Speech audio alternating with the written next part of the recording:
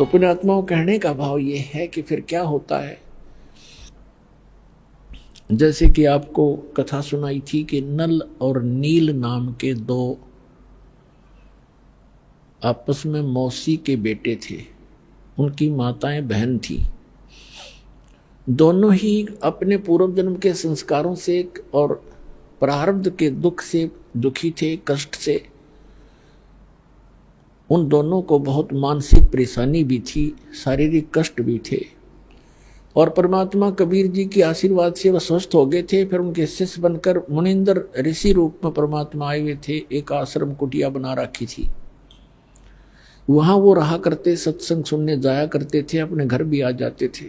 जैसा कि आपको पहले भी बताया है कि उनके हाथों में समुद्र के अंदर कोई वस्तु ना डूबने का ये कैसे वो चमत्कार करामात आई थी। ये दोनों कबीर साहब के पास गए थे पहले, उससे पहले सब जगह इन्होंने अपना सारा इलाज भी करवा दिया था। और सभी ऋषि महर्षियों ने बता दिया था कि ये तुम्हारे प्रारब्ध के अंदर, तुम्हारे प्रारब्ध में लिखा है, ये दंड तुम्हें भोगना पड़ेगा, इसको कोई विश्व में काट नहीं सकता। ये तुम्हारी किस्मत में लिखा हुआ निर्धारित अंक है। लेकिन फिर भी आत्मा को मालूम है कि परमात्मा एक ऐसी शक्ति है कि वो सर्व संकट और सब पापों का नाश अवश्य कर देते हैं। इसलिए परमात्मा की खोज में संतों के पास जाते हैं और संत ही रूप में परमात्मा आते हैं। वैसे तो हमने परमात्मा की परिभाषा गलत सुन रखी है। हम निराकार मानते हैं भगवान को। तो साधु कहते हैं, कबीर साहब कहते हैं कि पर्वत पर्वत में फिरा, कारण अपने राम, राम जैसे संत मिले जिन सारे सब काम। परमात्मा के लिए भटक रहा था, कहीं पर्वत पर, कहीं गुफाओं में, लेकिन कोई संत मिला जिससे वो लाभ हुए जो भगवान दिया करता है। तो वो संत नहीं, वो स्वयं परमात्मा ही होते हैं। और ये परमात्मा आते रहते हैं अपनी प्यारी आत्माओं को परमात्मा में आस्था बनाए रखने के लिए। उनको सतमंत्र दे जाते हैं, कुछ अपने आशीर्वाद से उनकी बैटरी चार्ज कर देते हैं, पुण्य बना देते हैं, और ताकि उनमें उनके ऐसे दुख दूर कर देते हैं वो सोच भी नहीं सकते। फिर उनकी आस्था भगवान में दृढ़ हो जाती है। यही कारण रहा कि अभी तक हम परमात्मा परमात्मा कहते आए और भगवान से डरा करते, सर्व सुख पूर्व में परमात्मा से चाहा करते थे। आज से 50-60 वर्ष पहले वर्षा होती नहीं थी, होती थी भगवान से अर्ज करते थे तो वर्षा होती थी। कोई दुख भी होता तो हम अपने झाड़ फूक जंतर से ही, मंत्र से कोशिश किया करते थे। इसलिए भगवान आते थे और ये दुख सभी प्रकार के परमात्मा दुख दूर कर सकता है, कर ही देता है। इसलिए परमात्मा जगह जगह आकर प्रकट हो जाते थे, उस क्षेत्र में अपनी महिमा बना जाते थे और उनकी महिमा बहुत वर्षों तक चलती रहती है। उन्होंने इस परमात्मा की आस्था हमारे हृदय में यहाँ इस कलयुग तक बनाकर रखनी थी। तो नल और नील परमात्मा के चरणों में पहुंचे, आशीर्वाद मात्र से स्वस्थ हो गए। ऐसे हो गए जैसे कभी उनका दुख था ही नहीं, किसी प्रकार का कोई कष्ट इनको नहीं हुआ। फिर उनकी आस्था दृढ़ होगी। सब जगह खड़ा होकर कहा कि हम बड़े दुखी थे, गुरुदेव की कृपा से हम सुखी हो गए। हमने तो मान लिया था कि आजीवन कष्ट उठाना पड़ेगा, लेकिन हमें नहीं पता था कि पृथ्वी पर परमात्मा आए हैं। इस तरह के वहाँ उपस्थित भक्तों को जो सत्संग सुनने के लिए गए थे सबको बताया, औरों का भी दृढ़ हुआ विश्वास। तो उन्होंने, परमात्मा ने बताया, बेटा सत्संग में सेवा जरूर करनी चाहिए, इसे बहुत पाप कटते हैं और आप तो बहुत पापों से ग्रस्त हो और आपको कुछ सेवा करनी चाहिए हाथ से। पुण्यात्माओं, हमारे कई प्रकार के पाप कर्म हैं। कुछ ऐसे पाप हैं जो परमात्मा गुरुदेव के दर्शन से कटेंगे, कुछ ऐसे पाप हैं जो आशीर्वाद से दूर होंगे, कुछ ऐसे पाप कर्म हैं जो धर्म दान करने से ही आपको राहत मिलेगी, कुछ ऐसे पाप होते हैं जो हाथ से सेवा करने से ही आपको राहत मिलेगी, और कुछ इस प्रकार के आपके पाप कर्म हैं जो परमात्मा की भक्ति मंत्र जो दिए जाते हैं, सतनाम और प्रथम मंत्र, इनसे ही कटेंगे। तो ये सारा कुछ मिलाकर एक ट्रीटमेंट है आत्मा को स्वस्थ करने का और सतलोक में जाने का और यहाँ भी भौतिक लाभ प्राप्त करने का। तो ये सारा कंप्लीट कोर्स करने से ही आपको पूर्ण लाभ प्राप्ति होगी। तो उन्होंने पक्का दृढ़ निश्चय कर लिया कि जितने भी यहाँ रोगी, बूढ़े, वृद्ध, बहन, भाई, माता, भाई, पिता जो बुजुर्ग आते हैं उनके बर्तन साफ करते, उनकी, क्योंकि परमात्मा के दरबार में दुखी ही ज़्यादा जाते थे।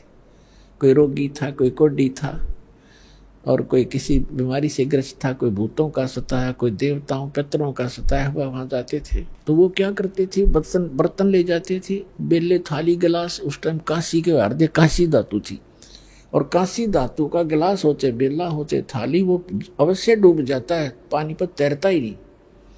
तो उसमें ऐसा साधन था कि पहले बर्तनों को या कपड़े धोने होते तो पानी में भिगोया करते, घंटा 2 घंटा, उनका वो मैल गल जाता, फिर साफ करा करते रेती कपड़ों को, ऐसे बर्तनों को रेत रात से।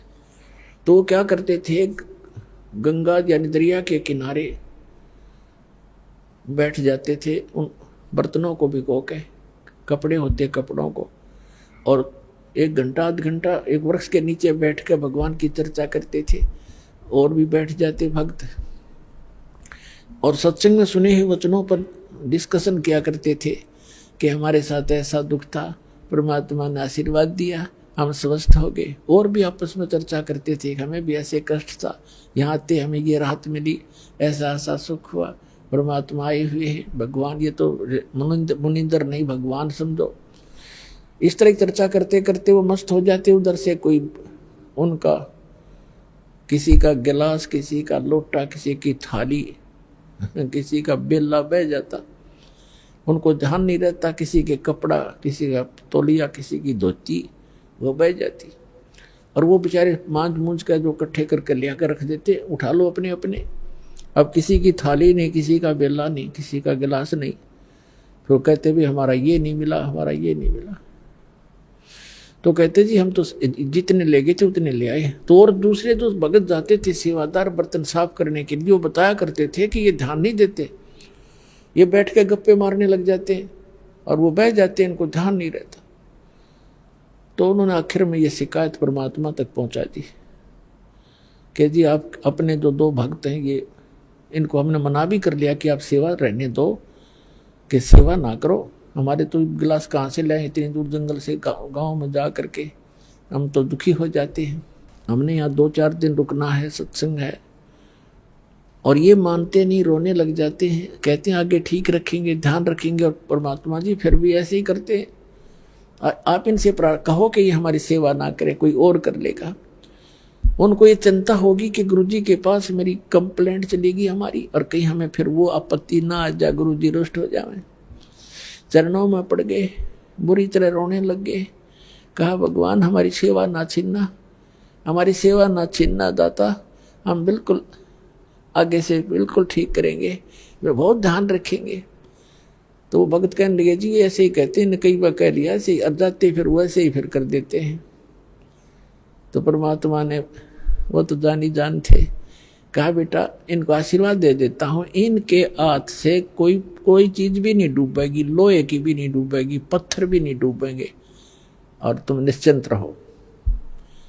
और बेटा करो सेवा। अब नल नील खुश हो गए और सावधानी बरतेंगे। अब उनने पानी का बेला भर के थाली और वो रख दिया दरिया पे। वो न्यू का नो बेला भरा हुआ पानी का, और उसके ऊपर है जल के ऊपर रखा है। वो हाथ ला दे नीचे जाओ ना तो नहीं जाओ। और दूसरे भगत देखने लगे, रे सचमुच ये तो गुरु जी का आशीर्वाद से इसके ये डूबता ही नहीं। उन्होंने दूसरों ने भी कोशिश कर ली, पकड़ कर 2-2, 3-3 उस बेले को बाहर खींचने की, वो थाली को पानी की भरी हुई जो तैर रही थी, उनसे हली नहीं। और वो हथलाओं जब बाहर आ जाए, रखे वही सेट हो जाए। तो इस तरह कई बार पत्थर भी उठा कर उसमें रख कर देखे, वो भी तैरने लग गए। रुक ये नो के नो वहीं पर, आधे डूब जाते थे, आधे रह जाते थे ऊपर। तो इस तरह की उनके वरदान परमात्मा ने दे दिया। वह समस्या समाधान करने के लिए कि ये सेवा भी नहीं छोड़ना चाहते, इनको सचमुच यह दिक्कत है ही। तो दोनों का बीच बिचाड़ा कर दिया।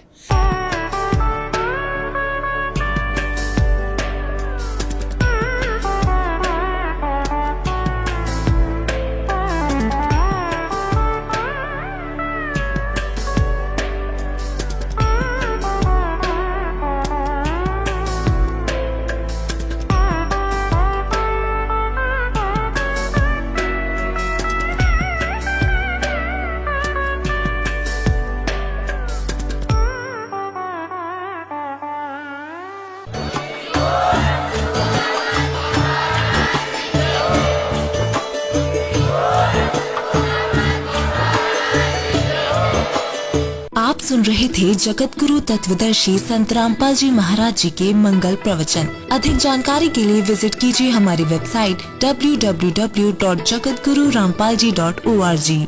संत रामपाल जी महाराज जी के शुभ आशीर्वाद से पूरे विश्व भर में 500 से भी ज्यादा नाम दीक्षा केंद्र हैं, जिन पर संत रामपाल जी महाराज जी द्वारा ऑनलाइन निशुल्क नाम दीक्षा दी जा रही है। अपने नजदीकी नाम दीक्षा केंद्र का पता करने के लिए संपर्क करें 8222880541।